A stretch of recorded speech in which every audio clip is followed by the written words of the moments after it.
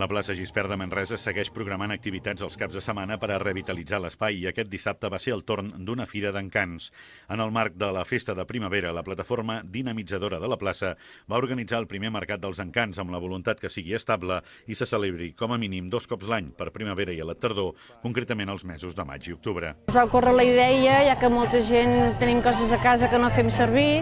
i que en aquests moments per fer les activitats que les estem fent constantment cada setmana des del mes de juny, des del mes de març, doncs hem decidit fer els encants i estem veient que la gent aporta moltíssim, des d'un llibre, un disc, fins als mobles.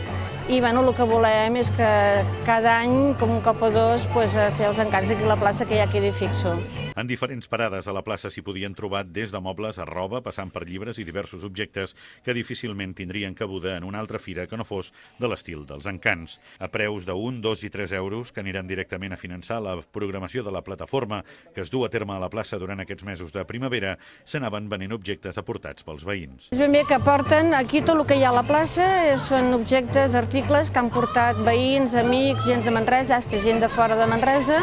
i el que volem és, amb aquests productes que han portat la gent amb tot el carinyo, vendre'ls ben baratos perquè la gent se n'aprofiti també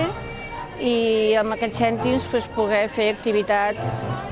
aquí a la plaça i el que és el barri. A més del mercat, en diferents moments del dia, una trentena de membres del Punt de Ball de l'Esbar d'Ensaire de l'Agrupació Cultural del Bages van escenificar una flash mob a ritme de la música que sonava a la plaça.